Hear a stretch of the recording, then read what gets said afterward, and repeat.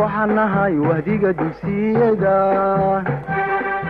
waxaan nahay waanada macalinka waxaan nahay wahdiga dugsiyada waxaan nahay waanada macalinka waagii baryaba awbax laga waraabsho waagii baryaba awbax laga waraabsho waxaan ku warwaraynaa wadankiina wax u barta wadankiina wax u barta oo xambaaro waajibkiisa wahsan mayno waaban mayno warwareegi mayno weecan mayno wahsan mayno waaban mayno warwareegi mayno weecan mayno. بسم الله الرحمن الرحيم وبرنامجكii ka baraha wadaad kala socoteen TV-ga qaranka iyo idaacadda raadiyo Hargeysa waa aniga macalinkiisa Xuseen iyo maadada xisaabta fasalka form 1ka termka labaad waxaanu qaadanaynaa taxanayaasha casharkeena casharkii toddobaad waxaanoo soo socdeen ku soo jirnay chapterka geometry-ga casharka toddobaad baynu qaadanaynaa casharkana casharadii ka horreeyay waxaa idin dhigi jiray macallin Khadar aniga macalinkiisana waxaan ka bilaabi doonaa casharka toddobaad wuxuuna ka bilaabmayaa page-ka 202 ilaa 211 ayuu noqonayaa marka casharkeena toddobaad waxaanu ku qaadanaynaa casharkeenan waxa loo yaqaano similarity-ga similarity-gu ereyga similarity-gu waa isu ekaanshaha marka intaanan kulli horta casharkeena bilaabin bal aan halkan ka yara aragno ujeedooyinka casharkeena iyo fasalka form 1ka chapterka saddexaad ee geometry-ga waa lessonkii toddobaad 201 ilaa 211 iyo aniga macalinkiisa Xuseena ujeedada casharkeena wuxuu noqonayaa laba wax baynu casharkeena markaa ku aqoonsanaynaa recognize similar features inaynu aqoonsano shaxanada isu eeg sidoo kale qodobka labaad ee casharkeena markaa ku qaadan doona waxa weeyaan state the conditions of similar triangles inaynu sheegno at the end of the lesson the student should be able ardaygu waa inuu awood u yeeshaa markuu dhammaado casharku state the conditions of similar triangles inuu sheegi karo xaaladaha isu ekaanshaha ee laba saddexagal ama waxyaabaha looga baahan yahay laba saddexagal marka ay isu eg yihiin maxaynu uga baahanaa labadaa ujeedo ayuu casharkeenu noqon doonaa ujeedada koowaad ee rabno ardaygeenu markuu casharku dhammaado inuu barto waxa weeyaan inuu aqoonsado similar featureska shaxanada isku eeg iyo laba inuu ardaygeenu aqoonsado xaaladaha isu ekaanshaha labada saddexagal okay haddaan ku horeyno waxaa loo yaqaano similarity-ga ereyga similarity waa isu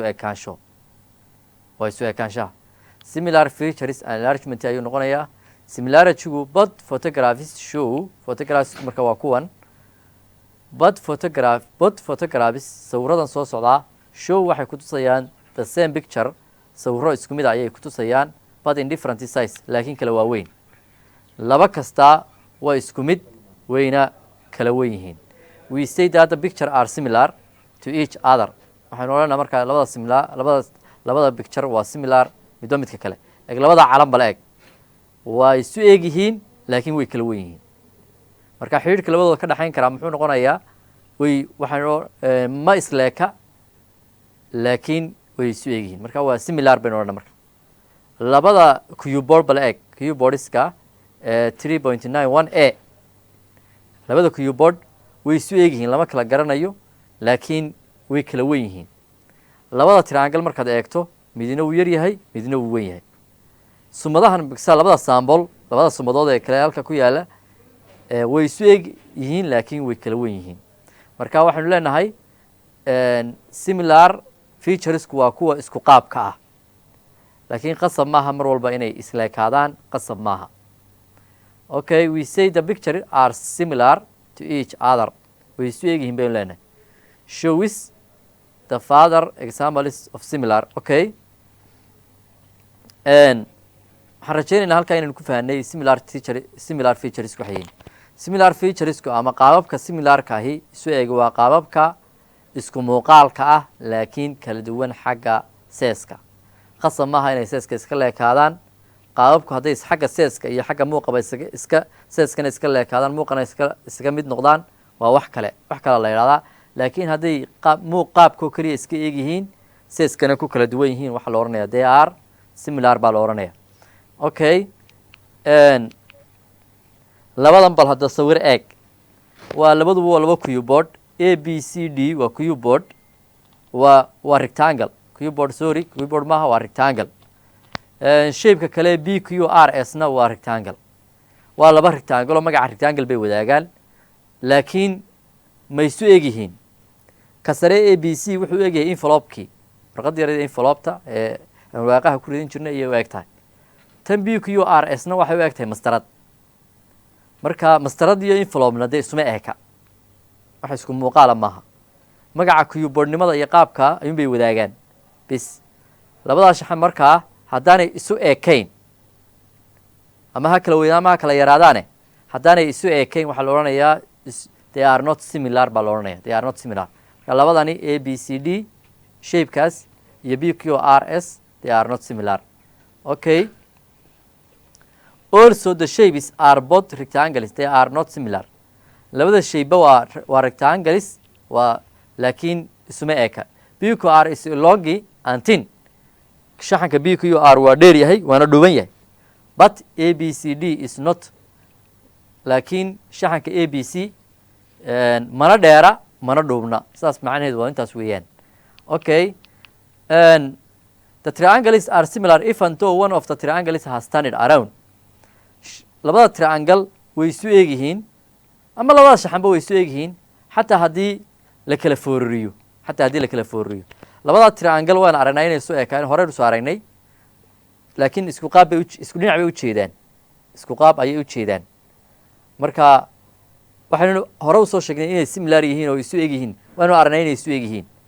bal haddii midkood xagga kale loo jeediyo, laakiin shapekiisa aan waxba laga bedelin, qaabkiisa waxba laga bedelin, weli ma isu ekaanayaan. bal sawirka labaad eeg.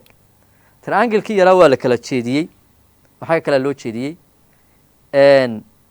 isu jeedintaa la jeediyey la wareejiyey, isu ekaanshihii wax ma yeeshay mise ma yeelin.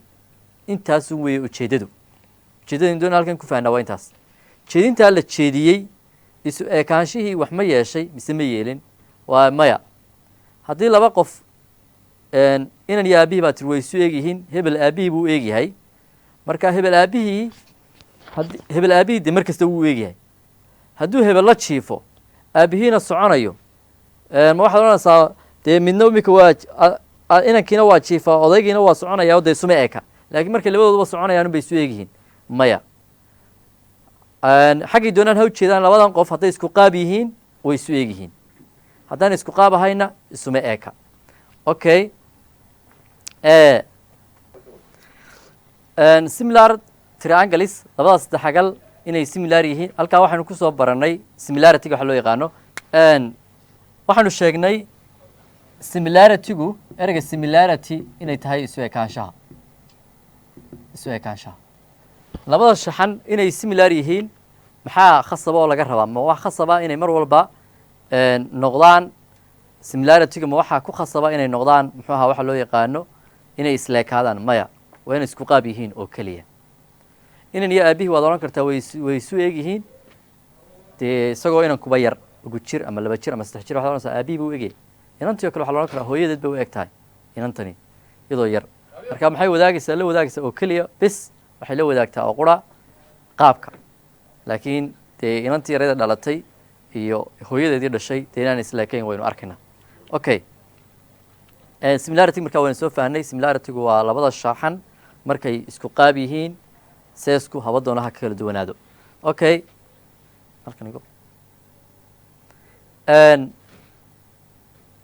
shapekan ama sawirkan 3.95 shows 2 similar triangles. wuxuuna tusayaa laba saddexagal oo similar ah oo la yidhahdo a b c iyo mid la yidhaahdo triangle la yidhaahdo d e f. labada triangle waa aragnaa.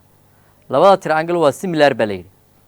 waa similar haddii la yidhi way isu eegin, waa isku qaab bay macnaheedu ayaa looga jeedaa. okay, waxaan arkaynaa marka xaglahoodu inay isleeg yihiin. xaglahoodu inay isleegyihiin waan arkaynaa marka triangle-ka a b c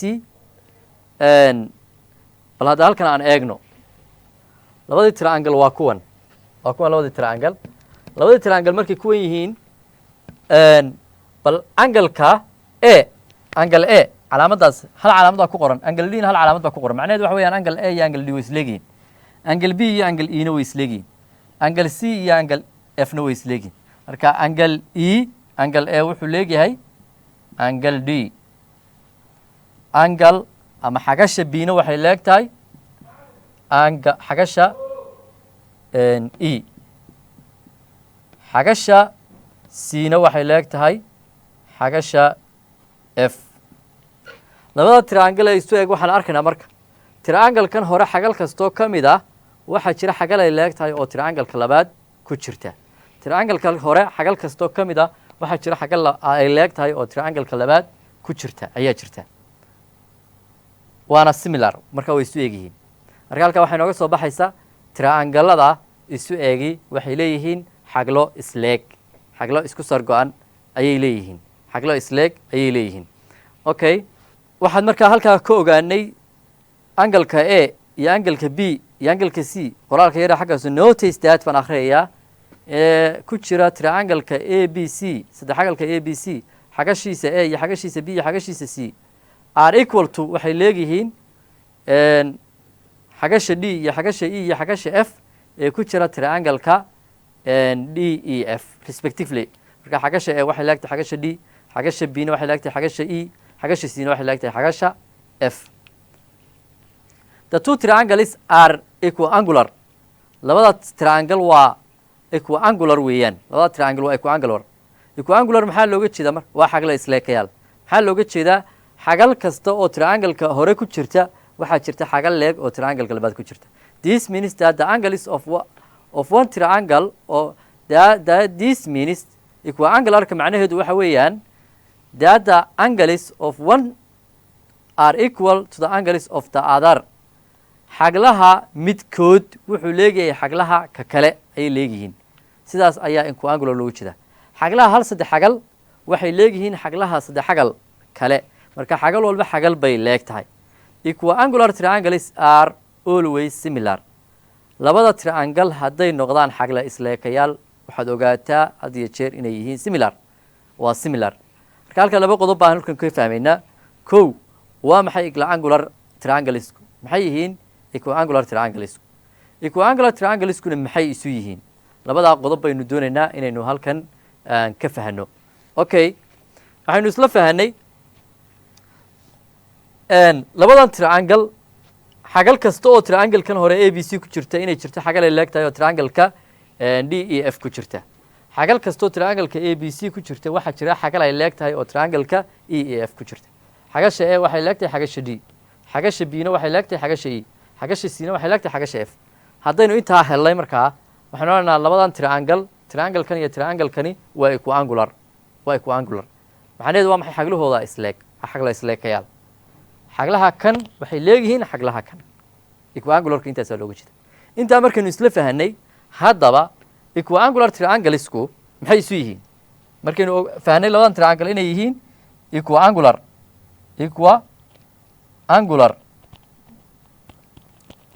maxaa inoo soo baxaya marka equiangular trianglesku haddaba maxay isu yihiin equiangular trianglesku mar walba waxaad ogaataa equiangular trianglesku inay yihiin similar marka labada triangle waa hadday equiangular yihiin xaglahoodu isleegyihiin they are similar kaasna waa qodob muhiima okay this is true even one of the triangles is turned around tani haddaa way jiraysaa oo muxuu ahaa equiangular trianglesku inay isleegyihin waxay jiraysaa xataa haddii la kala foorariyo oo qaabkay marka hore u dhigaanaa in la kala jeediyo kala foorfoorarinta iyo in qaababkooda la kala jeedjeediyo midkii xagu markii hore inay dhinac wada jeedaan iyo inay kala jeedaan similarity-ga waxba ma yeesho equiangular labadana waxba ma yeesho okay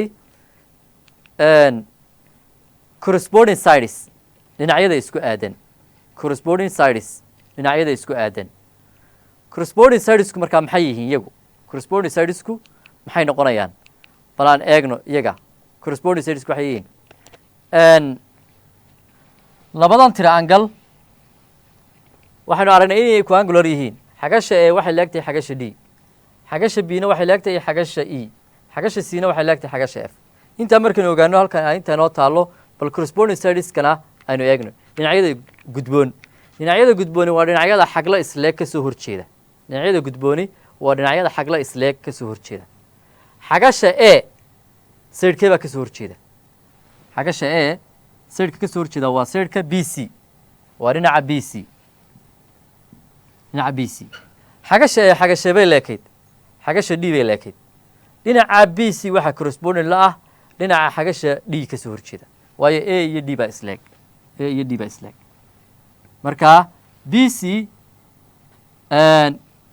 corresponding to here E F. saydhka B C wuxuu corresponding la yahay saydhka E F, waayo corresponding anglesku waxay ka soo horjeedaan xaglo isleeg. dhinacyada xaglo isleeg ka soo wada horjeeda ayaa waxaa la odhanayaa waa corresponding angles.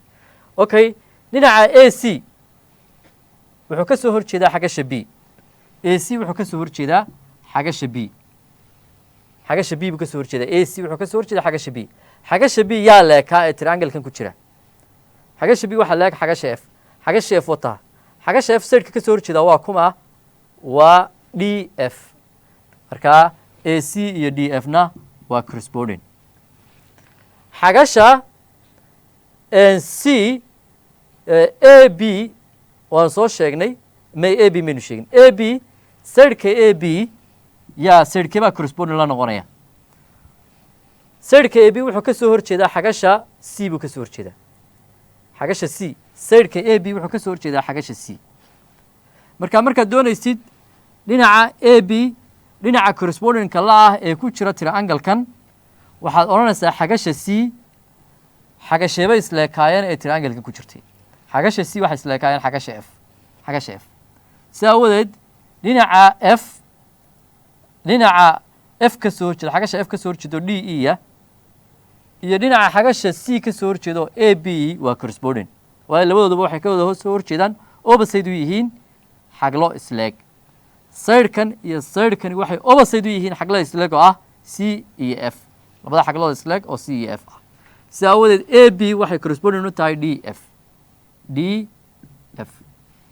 waa qalad haddaan idhaahdo D E, D F D haddaan idhahdo waana dhinac ka wada bilaabaa. haddaan A qaatay oo dhinacaa ka bilaabay tanna waa inaad xagashaa ka bilowdaa. marka dhinaca A B wuxuu corresponding u yahay oo ka soo horjeedaa, wuxuu corresponding u yahay oo la gudboon yahay oo la gudboon yahay dhinaca D F. halkaa waxaynu ku fahnay maxay corresponding sidesku waa kuwe.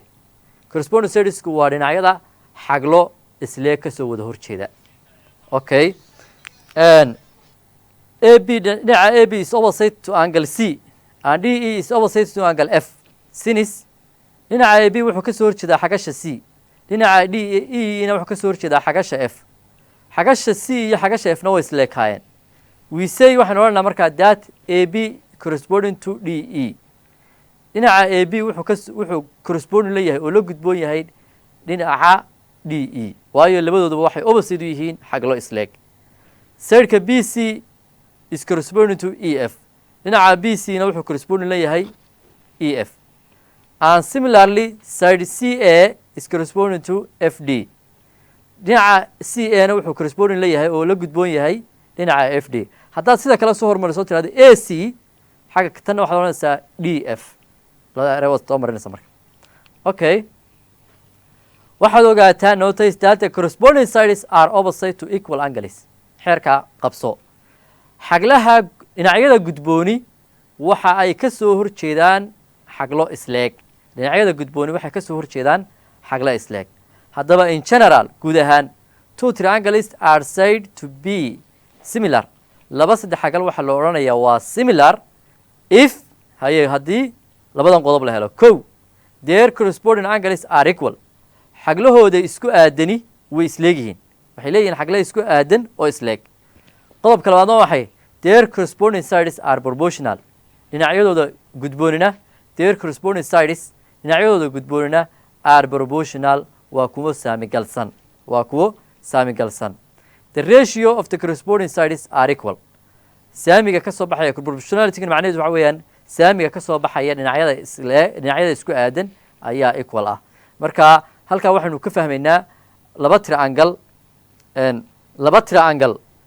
laba triangle waxa ay similar yihiin markay leeyihiin kow xaglo isleeg oo xagal walba oo mid ku jirta xagasha kakale ku jirta xagal leeg kale laga helayo laba ay leeyihiin corresponding sides dhinacyo isku aadan dhinacyada isku aadanna waa kuwa xaglo isleeg ka soo wada horjeeda okay markaan labadaa qodo helay xaglaha isku aadani horta wayna iyagu isleekaadaan waa kow dhinacyada isku aadan corresponding sideskuna waa inay saamigal yihiin labadaa qodob baa ayaa qasab ah marka dhinacyada isku aadani xaglaha isku aadan way isleegyihiin dhinacyada isku aadanna waa saamigal bay ayay leeyihiin examplekan wuxuu odhanayaa triangle-ka a b c iyo saddexagalka labada saddexagaladan weeyaan triangle-ka a b c iyo triangle-ka k l m and triangle x y z are similar waana loo sheegay inay similar yihiin waa similar ba la yidhi write down the sides in k l m and sides of triangle x y z that corresponding to sides a b b c and c a b b c and c a okay waxayna la siiyey saddex triangle-kan a b c baa la yihahdaa triangle-kan x y z baa la yihahdaa triangle-kana k l m baa la yihahdaa waxaa la yidhi triangle-kan x y z iyo triangle-kan k l m dhinacyadii la gudboonaa dhinaca la gudboon ee a b ee triangle-kan ku jira iyo b c iyo c e soo saar okay intaa markaynu doonayna inaynu ka shaqeyno waxaynu odhanaa triangle-ka calaamadda triangle-ka waa taas calaamadda triangle baa triangle-ka a b c iyo an triangle x iyo y iyo z iyo x iyo y iyo z x y z iyo sidoo kale haddana waxaan isku bardhigayaa mar kale triangle a b c iyo triangle muxuu ahaa k l m triangle a b c waxaa la doonaya dhinaciisa a b dhinacii la gudboonaa ee correspondingka la ahaa ee kan ku jiray a b waa tan waxayna ka soo horjeedaa xagasha c xagasheebay isleegyihiin ee triangle-kan ku jirta dee waxay isleegihiin xagasha sadh wata hal calaamad baa ku qoran xagasha sadhna sadhka ka soo horjeeda waa kuma waa x iyo y si aawoodeed a b waxaa corresponding la ah x y side x y sideka b c yaa corresponding la ah b c waa sidekan yaa corresponding la ah ee triangle-kan ku jira b c wuxuu ka soo horjeedaa xagasha a buu ka soo horjeeda xagasha a xagasheebay isleegyihiin ee triangle-kan ku jirta waxay isleegyihiin xagasha x waayo tana laba calaamad bay leedahay tana laba calaamad bay leedahay xagasha x sidka ka soo horjeeda waa kuma waa y z sida aawadeed b c waxay isleegyihiin y z triangle-ka sideka c e yaa corresponding la ah c e waa kan c a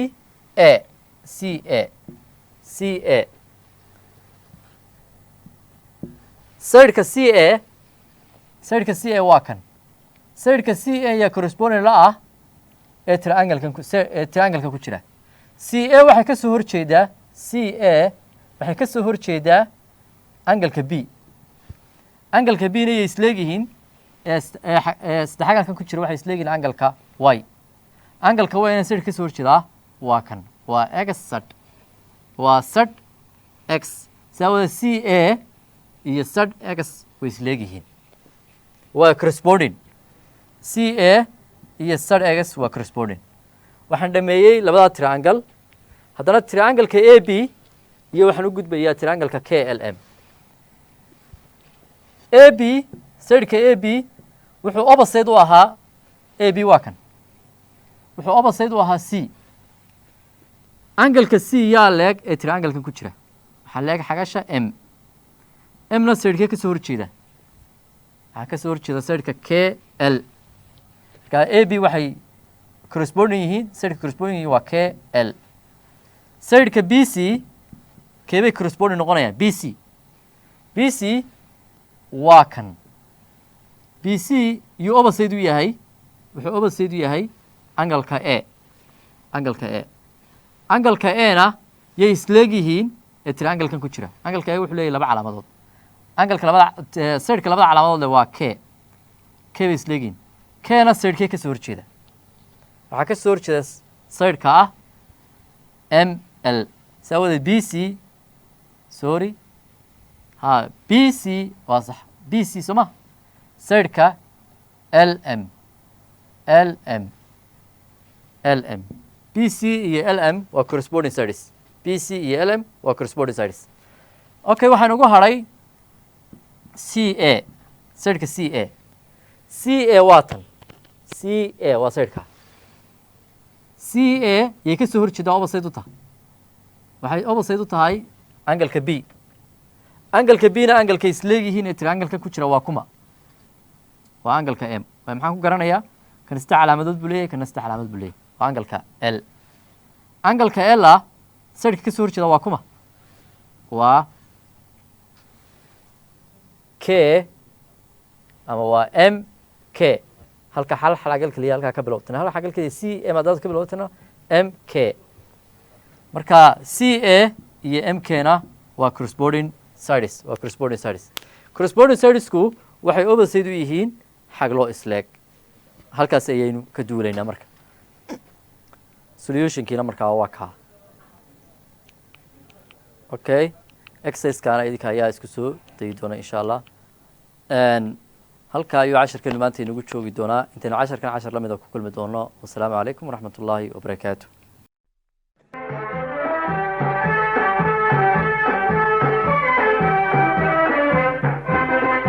waxaan nahay wahdiga dugsiyada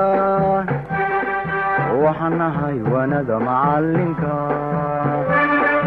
waxaan nahay wahdiga dugsiyada waxaan nahay waanada macalinka waagii baryaba awbax laga waraabsho waagii baryaba awbax laga waraabsho waxaan ku werwaraynaa wadankiina wax u barta wadankiina wax u barta oo xambaaro waajibkiisa wahadsan mayno waaban mayno warwareegi mayno